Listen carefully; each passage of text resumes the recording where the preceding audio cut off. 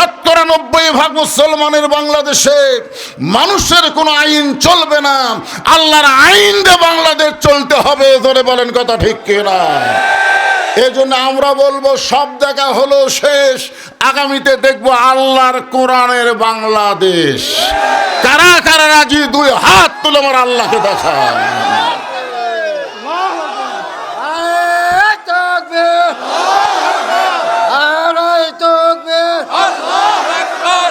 কোরআনের আলো সংসদে লিল্লাহে তাকবীর।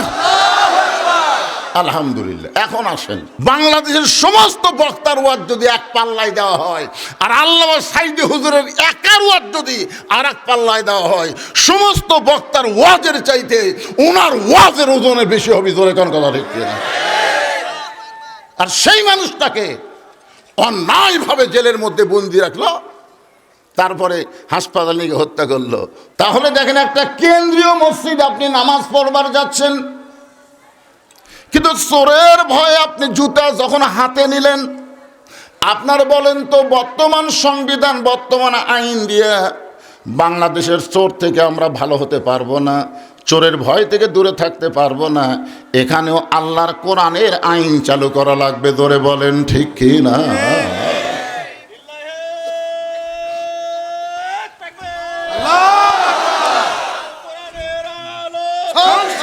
ভাইজান একটু পরে লাইনত আসে, ভাই একটু লাইনত আসি, তারপরে হবে নি।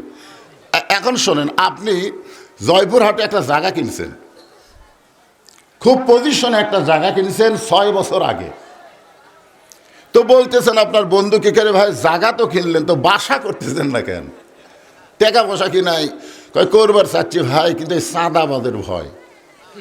ধরে কোন কিসের ভয়? একেবারে ভিত থেকে শুরু করে লিন্টন পর্যন্ত গেলে চাঁদাই দেওয়া লাগবে। আপনার বলেন তো, আপনি যে চাঁদাবাজের ভয়ে বাসা করতেছেন না, এই চাঁদাবাজি দূর করার আইন কি আল্লাহর কোরআনে আছে না নাই? ধরে কেন আছে না নাই? মাশাআল্লাহ।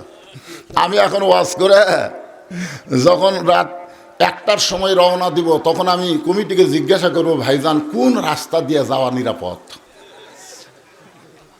আমি জিজ্ঞাসা করব, তখন বলবে হুজুর এই রাস্তা তেলতেলা আছে, কিন্তু মাঝে মধ্যে চোর ডাকাত খাড়া হয়। আর একটা রাস্তা আছে ভাঙ্গা চুরে, ওই রাস্তার চোর ডাকাত নাই। এখন আপনি বলেন তো, আমি হুজুর কোন রাস্তা দিয়ে যাব? কার ভয়ে? তা আপনার বলেন তো, ছিনতাই দূর করার আইন আল্লাহর কোরআনে আছে না নাই? তো সবই কোরআনে আছে, তারপরেও বাংলাদেশে চলবে কেন? ৯৭ ভাগ মুসলমানের বাংলাদেশে মানুষের কোনো আইন চলবে না, আল্লাহর আইন দিয়ে বাংলাদেশ চলতে হবে। ধরে বলেন কথা ঠিক কিনা? এই জন্য আমরা বলবো সব দেখা হলো শেষ, আগামীতে দেখবো আল্লাহর কোরআনের বাংলাদেশ। কারা কারা রাজি? দুই হাত তুলে আমার আল্লাহকে দেখান।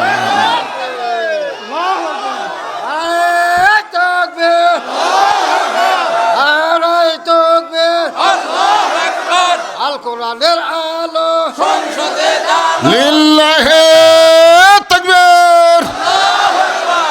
আলহামদুলিল্লাহ। এখন আসেন, এখন তাফসীর শুরু হবে, কারণ আগে শ্রোতা দেখে তারপরে ওয়াজ শুরু করা দরকার। কথাটা বুঝলেন না? শোনেন, মসজিদের মধ্যে যখন আপনি যাবেন, আপনি যদি 5 ওয়াক্ত নামাজি হন, আপনি যেই দল করেন, আজান দেওয়ার পরে আপনি মসজিদে যাবেন না?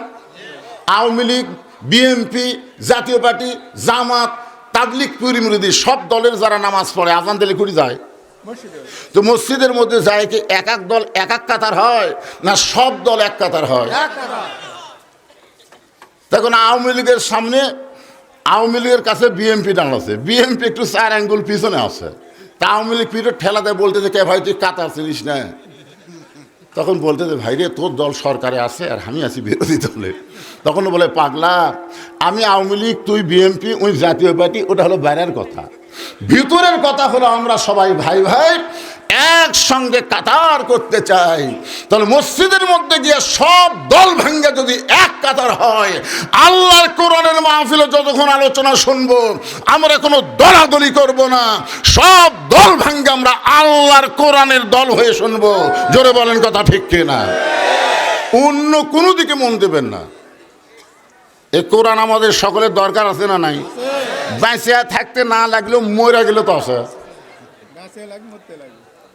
না, মরে গেলেও নাই। আমার এলাকার এক নেতা সারা জীবন কোরআনের বিরুদ্ধে চারণ করছে, কোরআনের হক কথা শুনবারই পারে নাই। ওই নেতা যখন মরে গেল, 3টা হাফিজি মাদ্রাসার ছাত্ররা এসে ও রুহের মাগফিরাতে 4 খতম কোরআন পড়লো। 4 খতম কোরআন পড়ে দোয়া করতেছে, রব্বানা জালামনা, আল্লাহ আমরা যে কোরআন সে পড়লাম এর যা সোয়াব হচ্ছে সব নেতাক দিয়ে দাও। তখন ফেরেশতারা বলতেছে, আল্লাহ খবর কি? আল্লাহ বলতেছে, কোরআন কোনো মরা মানুষের কিতাব না, কোরআন হলো জীবিত মানুষের হেদায়েত। জোরে বলেন কথা ঠিক কিনা? অনুনাজ্জিলু মিনাল কুরআনি মা হুয়া শিফাউ ওয়া রাহমাতুল লিল মুমিনিন। এর বাংলা স্লোগান হলো, সব সমস্যার সমাধান আপনার বলবেন দিতে পারে আল কোরআন, সব সমস্যার সমাধান দিতে পারে আল কোরআন। আলহামদুলিল্লাহ। এখন আসেন, আমি আজকে আর আপনাদেরকে কোরআন শোনাবো না, আজকে বাস্তবে আমি আল্লাহর কোরআন দেখতে চাই, কারণ আগামীতে এই কোরআন নিয়েই আমরা আসল জায়গায় যাওয়ার নিয়ত করছি। জোরে কোন কথা ঠিক কিনা? শুধুমাত্র মসজিদে মাদ্রাসায় কোরআনের মাহফিলে এই কোরআন থাকলে কাম হবে না, এটা জায়গা মতো নিয়ে যাওয়া লাগবে। যেখান থেকে গোটা বাংলাদেশ এই কোরআন অনুযায়ী পরিচালনা হবে। সে জায়গার নাম আপনারা জানেন? ও, আমি একবার উপজেলা চেয়ারম্যানের দাঁড়াবার চাচ্ছিলাম আমি, তো আমার এলাকার লোক কয় নাউজুবিল্লাহ নাউজুবিল্লাহ নাউজুবিল্লাহ। আমি বললাম, কে ভাই নাউজুবিল্লাহ কেন? বলে, হুজুর আপনি একটা ভালো মানুষের খারাপ জায়গা যাবেন কেন? আমাকে বলে, হুজুর আপনি একটা ভালো মানুষ, ওই খারাপ জায়গার যাবেন কেন? আমি কেন পাগলা, ওই জায়গার কোনোই দোষ নাই রে, জায়গা আসলেই ভালো, কিন্তু আমরা খারাপ মানুষ পাঠাই বলে ভালো জায়গায় খারাপ হয়ে যায়। জোরে কোন কথা ঠিক কিনা? আপনারা বলেন সংসদ কি খারাপ? কিন্তু মমতাজের মতন গায়িকা, ফেরদৌসের মতন নায়ক, উমুকের মতন একটা ছোকরা, এইগুলা খারাপ মানুষকে যদি ওই জায়গায় পাঠান, ওই ভালো জায়গায় তো খারাপ হবে। জোরে কোন কথা ঠিক কিনা? এই জন্য আগামীতে আর কোনো খারাপ মানুষ আমরা পাঠাবার চাই না। আমরা কোরআনওয়ালাদেরকে সংসদে পাঠানোর নিয়ত করব। রাজি আছেন সবাই ইনশাআল্লাহ? এখন আসেন, এই কোরআনটা কি সারা জীবন শুনে গেলেন, আজকে নিজের চোখে একটু দেখে যান। বাংলাদেশের মতন ৯৬টা দেশের খলিফা নাম হলো হজরত ওমর। এই বাংলাদেশ ৯৬টা একত্র করলে যত বড় দেশ হবে তত বড় একটা দেশের খলিফার নাম হলো হজরত ওমর। তিনি মেম্বরে বসে নিজের গালে নিজে চড় মারতেছেন। খুব খেয়াল করে শুনবেন, তার তো আর সিংহাসন ছিল না, মসজিদের মেম্বরে বসে নিজের গালে নিজে চড় মারতেছেন, ডান হাতে ডান গালে, বাম হাতে বাম গালে চড় মারতেছে।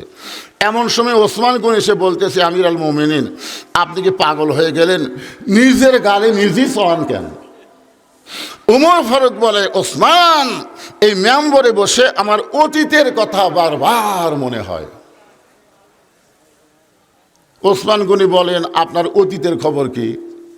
বলে, আমার অতীতের খবর হলো আমি খালার বাড়িতে রাখালি করতাম, আমি ছাগল চড়াতে যাইতাম, সন্ধ্যার সময় ছাগল যখন ফেরত আনতাম তখন খালা আমাকে বলতো, ওমর কয়টা ছাগল নিয়ে গেলি, কয়টা ফেরত আনলি? আমি ছাগল গুনে দেখি ৩-৪টা কম, আমি আবার দৌড় দিতাম। ওই এলাকা থেকে ছাগলগুলো খুঁজে খুঁজে কুড়িয়ে এনে যখন খালারে জমা দিতাম, খালা আমার মাথার চুল টেনে বলতো, ওমর আজকে যেই ভুল করেছো আগামীকাল যদি একই ভুল করো তোমার রাখালি চাকরি আমি ক্যান্সেল করে দিব। আমি তখন খালার পা ধরে বলতাম, খালা আমার রাখালি চাকরি যদি ক্যান্সেল করে দেন আমি উমর থাকবো কোথায়, খাবো কি? যে উমর একদিন রাখালির চাকরি রক্ষা করার জন্য খালার পা ধরে কেঁদেছে, আজকে সেই উমরকে আল্লাহ অর্ধ পৃথিবীর খলিফা বানাইছে। এটা উমরের যোগ্যতাই নয়, এটা কেবলমাত্র আল্লাহর কোরআনের ওসিলায়। এখন আপনারা বলেন, এই কোরআনের পাওয়ার আছে না নাই? কোরআনের পাওয়ারটা কেমন? এখন পর্যন্ত আমরা দেখতে পাই নাই। যে 4 জনের মাথায় আমরা পাগড়ি পরালাম, খোঁজলে দেখেন এই 4 জনই হলো গরিবের সন্তান। আমি তো 42 বছর বাস করতেছি, আমি কোটিপতি কোনো ছেলের হাফেজ হয়েছে, আমি তার মাথার পাগড়ি পরাবার পারিনি, অন্য কোনো হুজুর পারে। অধিকাংশ হলো গরিব, ভ্যান তলায় কামলা দিয়ে খায়। এদের সন্তানগুলো কোরআনের হাফেজ হচ্ছে, কিন্তু এদের সম্মান কি জানেন? এরা যখন মসজিদের ইমাম হয় আর জুমার দিনে এমপি সাহেব যদি ওই গ্রামে যায়, তখন কিন্তু এমপি চিন্তা করে নামাজ যদি না পড়ি তাহলে জনগণ কবে কি। এখন এমপি কয়েকজন চামচা নিয়ে মসজিদের মধ্যে ঢুকছে, ঢুকার পরে দেখে জুমার দিনে ওই গরিবের সন্তান চেয়ারত বসে আছে। মেম্বার মানে কি চেয়ার না, এখনকার মেম্বার তো অধিকাংশ চেয়ার হয়ে গেছে। চেয়ারত বসে থাকে, আঙ্গুল তুলা তুলা ওয়াজ করতেছে, আর এমপি সামনে কাতারে বসে খালি, কিরে এমপি তোর চেয়ার কুটি রে।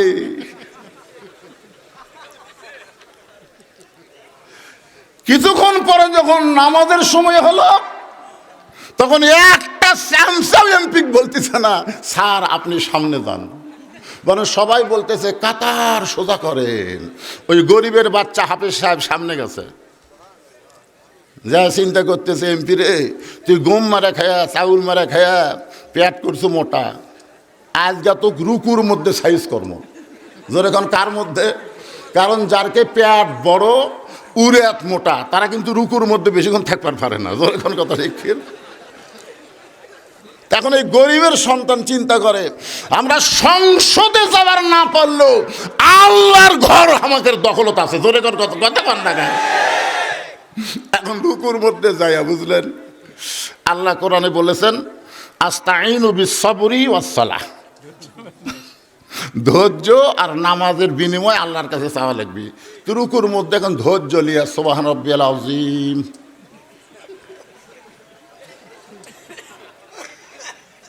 সুবহান রাব্বিয়াল আযীম, এমপি গালি এমপি তুই যতই পিঠ কসলা, ওই গরিবের বেটা মাথা না তোলা পর্যন্ত তুই পারবু।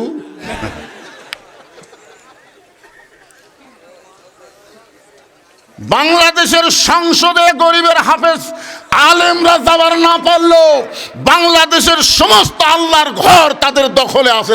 কথা কন না কেন, কথা কন না কেন? আপনার বলেন এই কোরআনের সম্মান আছে না নাই? আজকের বিষয় হলো, আমি শুধু আপনাদেরকে কোরআনটা দেখাবো। এই কোরআনটা আসলে কি? হযরত ওমর অর্ধজাহানের খলিফা হইয়া শুধুমাত্র আল্লাহর কোরআনকে দেখার জন্যে, এই কোরআনটা আসলে কি দেখার জন্যে মদিনার অলি গলিতে ছদ্মবেশে ঘুরতেছে, শুধুমাত্র আল্লাহর কোরআনকে দেখার জন্যে। হঠাৎ হযরত ওমর দেখতে পায় 2 পাহাড়ের মাঝখানে একটা বিস্তীর্ণ মরুভূমি। ওই মরুভূমির মধ্যে একজন রাখাল উট আর দুম্বা চড়ায়। হযরত ওমর আল্লাহর কোরআনকে দেখার জন্য রাখালকে সালাম দিলেন, আসসালামু আলাইকুম রাখাল ভাই, আমার পেটে ক্ষুধা লাগছে, আমি উটের 1 পেয়ালা দুধ চাই। রাখাল মুসকি মুসকি হাসে। ওমর ফারুক বলে, রাখাল আমি তোমারে সালাম দিলাম, উটের 1 পেয়ালা দুধ চাইলাম, তুমি সালামেরও উত্তর দিলে না, উটের দুধও দিবি কি দিবা না সেটাও বলো না, মুসকি মুসকি হাসো কেন? রাখাল বলতেছে, আমি তোমার সালামের উত্তর দিবার পারবো না, উটের দুধও দিবার পারবো না, আগে জানতে হবে তোমার পরিচয়। উমর ফারুক চিন্তায় পড়ে গেলেন, আমি শুধুমাত্র আল্লাহর কোরআন দেখার জন্যে ছদ্মবেশ ধারণ করেছি, এখন যদি আমার পরিচয় দেই তাহলে গুমর তো ফাঁস হয়ে যাবে। এমন সময় আল্লাহর কোরআন বলে, ওমর, রাখাল যখন তোমার পরিচয় চাইছে তুমি আসল পরিচয় দাও। তোমার আসল পরিচয় হলো মিল্লাতা আবিকুম ইব্রাহিম হুয়া সাম্মাকুমুল মুসলিমিন। আমাদের আসল পরিচয় কি? কেবারে আপনারা আয়াতটা শুনে বুঝা পারলেন না? মিল্লাতা আবিকুম ইব্রাহিম, আমাদের জাতির পিতার নাম কি? হুয়া। হুয়া মানে তিনি, সাম্মাকুমুল মুসলিমিন, আমাদের নাম রেখেছে মুসলমান। তাহলে আমাদের পরিচয় কি? যারা বলতেছেন না তারা কি মুনাফিক? তাহলে জবান করে শব্দ করে কোরআনের সাথে একমত না দ্বিমত?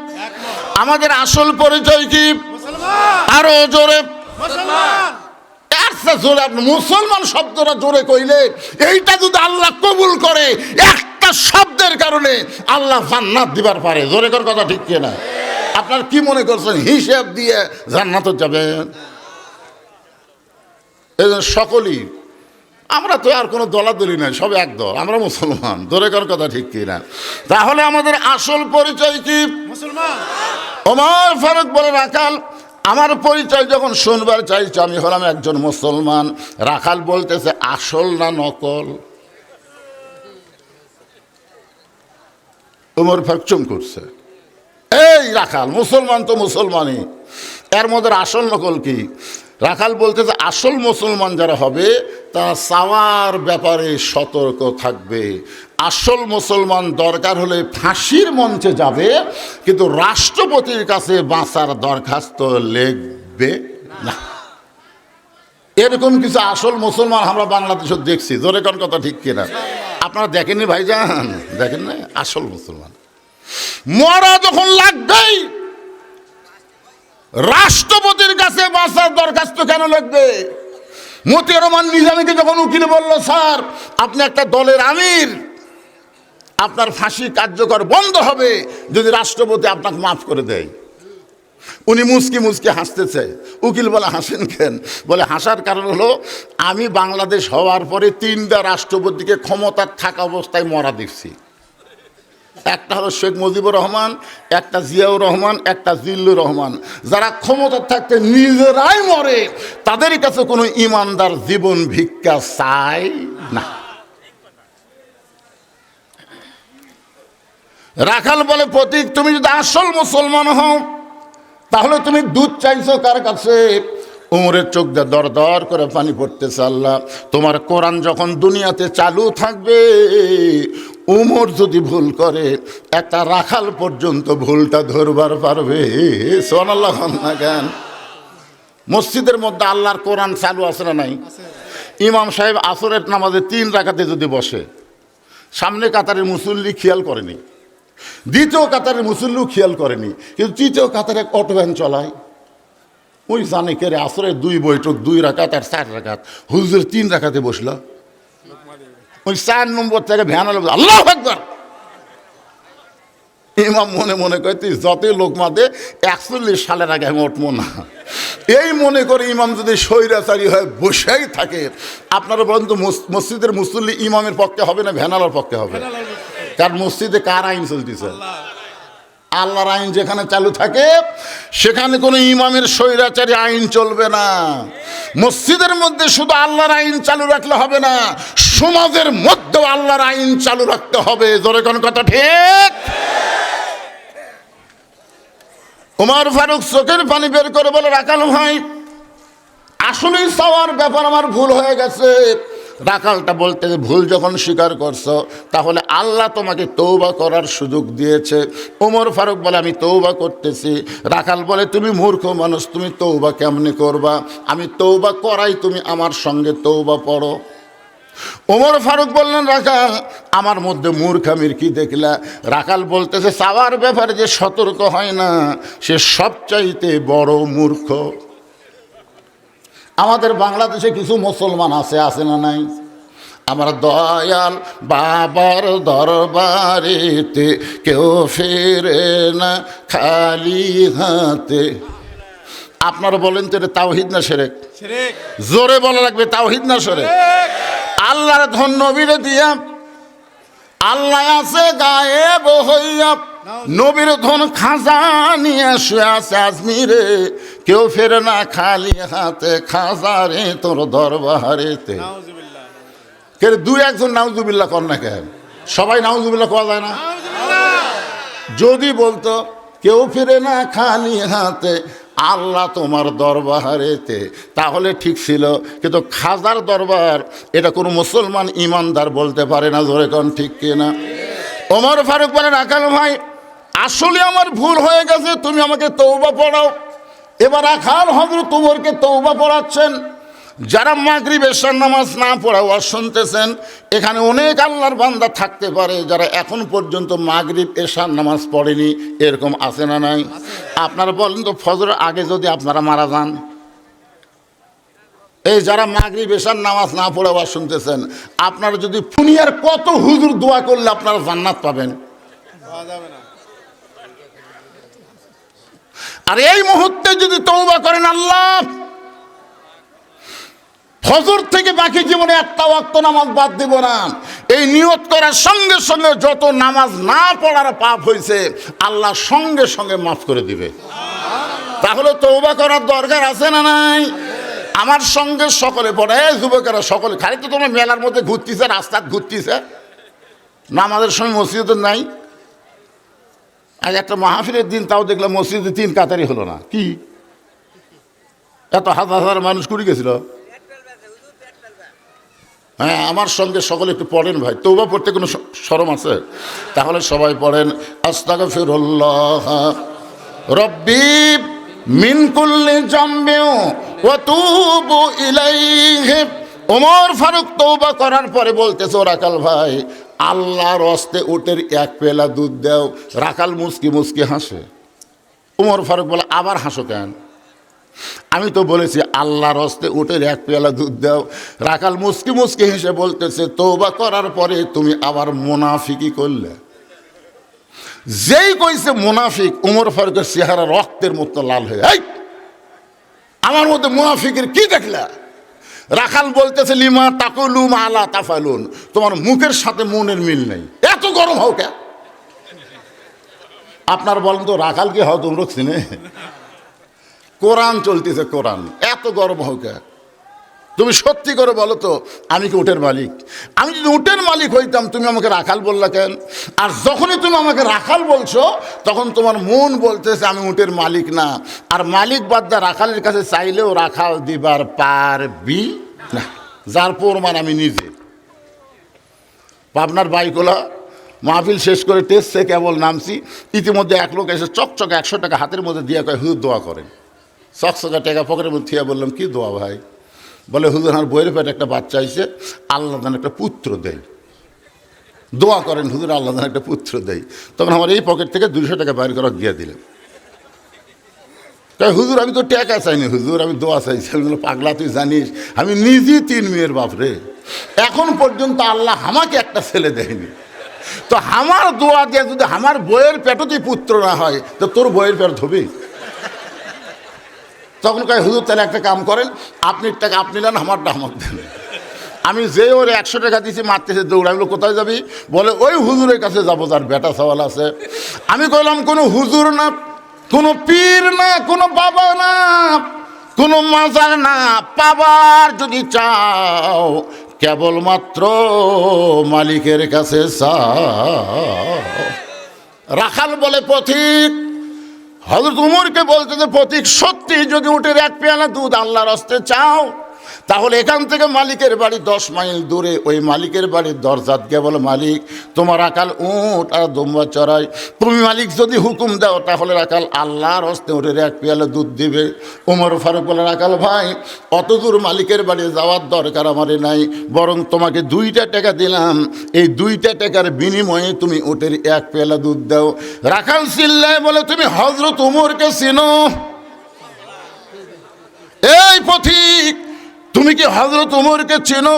যে উমর আল্লাহর কোরআন দিয়ে রাষ্ট্র চালায়, সেই উমরের গোপন বাহিনী যদি দূর থেকে দেখবার পায় তুমি আমারে 2 টাকা ঘুষ দিছ, আর মালিক বাদ দিয়ে তোমাকে উটের 1 পেলা দুধ দিলাম, তাহলে তোমাকেও ধরবে আমাকেও ধরবে। এই বুড়া বয়সে কি তুমি ধরা খাবার চাও? ওমর ফারুক বলে, রাখাল ভাই তাহলে চলো পাহাড়ের গুহার মধ্যে যাই, এই গুহার মধ্যে গিয়া গোপনে তোমাকে 2 টাকা দিব, আর তুমি গোপনে উটের 1 পেলা দুধ দিবা, তাহলে তোমার মালিকও জানতে পারবে না, উমরের গুপ্ত বাহিনীও ধরতে পারবে না। রাখাল চিল্লা বলে, তুমি ভণ্ড, তুমি ভণ্ড, তুমি ভণ্ড।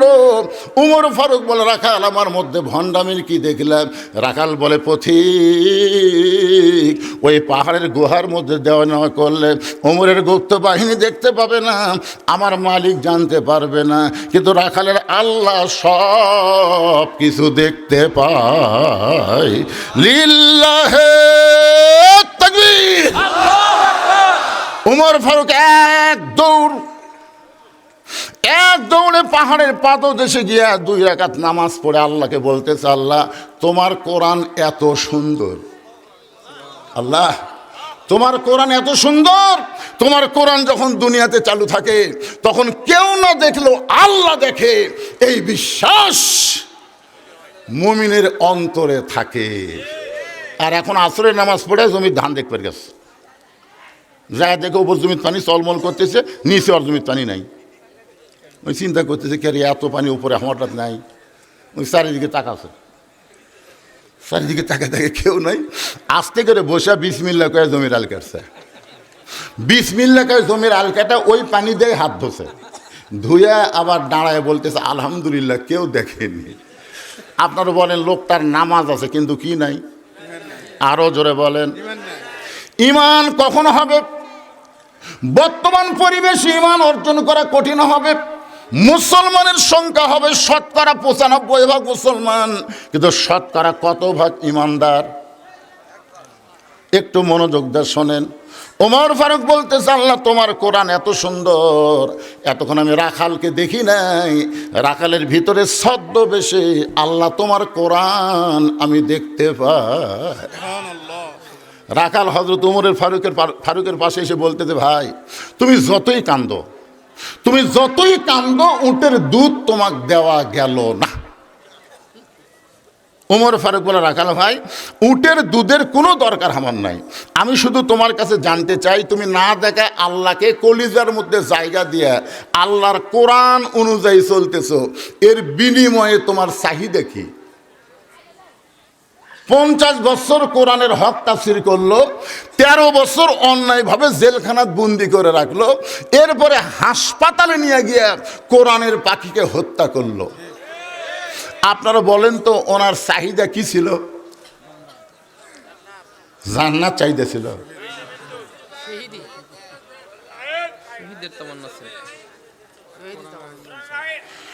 ওনার একটাই চাহিদা ছিল, শুধু কোরআনের তাফসীর করব না, কোরআন অনুযায়ী বাংলার মুসলমান চলবে। জোরে কোন কথা কন না কেন? উনি যুদ্ধ অপরাধী, উনি মানুষ খুন করছে, উনি ঘর বাড়ি পুড়ে দিছে, উনি নারী নির্যাতন করেছে। আল্লাহর কোরআনের তদন্ত হলো ইন্নামা ইয়াখশাল্লাহ মিন ইবাদিহিল উলামা। বান্দা সময়ের মধ্যে আলেম বান্দারাই আল্লাহ বেশি ভয় করে, এই তদন্ত করেছে আল্লাহ। সাইদি হুজুর কি ছোট মোটো আলেম? বাংলাদেশের সমস্ত বক্তার ওয়াজ যদি এক পাল্লায় দেওয়া হয়, আর আল্লামা সাইদি হুজুরের একার ওয়াজ যদি আর এক পাল্লায় দেওয়া হয়, সমস্ত বক্তার ওয়াজের চাইতে ওনার ওয়াজের ওজনে বেশি হবে। জোরে কোন কথা ঠিক না?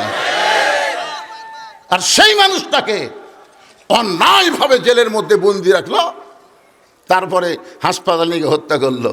ওনার চাহিদা কি? ওমর ফারুক বলে, রাখাল না দেখে আল্লাহকে কলিজার মধ্যে জায়গা দিয়ে আল্লাহর কোরআন অনুযায়ী চলতেছো, এই দুনিয়াতে তোমার ভালো কোনো চাকরি নাই, ভালো কোনো খাওয়াও নাই, ভালো কোনো বাড়িও নাই, এরপরে তোমার চাহিদা কি? এই আল্লাহর কোরআন অনুযায়ী চলার কারণে তোমার চাহিদা কি? সঙ্গে সঙ্গে রাখাল বলে, প্রতীক ভাই আমার চাহিদার কথা যদি শুনতে চাও, আমার চাহিদা হলো রব্বানা, সকলে পড়েন, রব্বানা আতিনা ফিদ দুনিয়া হাসানাতাও ওয়া ফিল আখিরাতি হাসানা ওয়া কিনা আযাবান্নার। ওমর ফারুক বলতেছে, রাখাল আমি মূর্খ মানুষ, তোমার চাহিদার কথা শুনতে চাইলাম আর তুমি কোরআনের আয়াত শোনা দিলে। রাখাল বলে, তুমি আসলেই মূর্খ। আরে পাগলা, এই আয়াতের মধ্যে দুটা চাহিদার কথা বলছি। এক নম্বর চাহিদা হলো মহামানব হযরত উমরকে আমি এক নজর দেখতে চাই, যে উমর আল্লাহর কোরআন দিয়ে রাষ্ট্র চালানোর কারণে আমার মতন রাখাল না দেখে আল্লাহকে কলিজার মধ্যে জায়গা দিবার পারছি, সেই উমরকে যদি খালি একটা বার দেখতে পাইতাম, দুনিয়ার চাহিদা আল্লাহ আমার পুরা করতো। আতিনা ফিদ দুনিয়া হাসানা মানে হযরত উমরকে আমি এক নজর দেখতে চাই। পাগলা, আমার সারা জীবনের সাধনা একটা বার খালি হযরত উমরকে দেখব। আমার দুই নম্বর চাহিদা হলো আমি রাখাল যখন মরে যাব, এই কোরআনকে মানার কারণে অধম রাখালকে আল্লাহ যেন জান্নাত দেয়। তাহলে রাখালের চাহিদা কয়টা? ওমর ফারুক দৌড়ে এসে, বুঝছেন, দৌড়ে এসে রাখালের হাতটা খপ করে ধরছে, এরকম ধরে 3টা চুমা খাচ্ছে। আমার দিকে তাকান। রাখাল কই, পাগলা নাকি রে? আমার ঘামা হাতে তুমি 3বার চুমা দিলা। কারণ ওমর ফারুক বলে, রাখাল ভাই, তোমার 2 নম্বর চাহিদা আল্লাহ পুরা করছে, পুরা করবে না, পুরা করছে। মরার সঙ্গে সঙ্গেই 8টা জান্নাতের দরজা আল্লাহ তোমার জন্য খুলে দিবে। ফাদখুলি ফি, পড়েন, ফাদখুলি ফি ইবাদি ওয়াদখুলি জান্নাতি। মরার সঙ্গে সঙ্গে আল্লাহ তোমার জন্য 8টা জান্নাতের দরজা খুলে দিবে।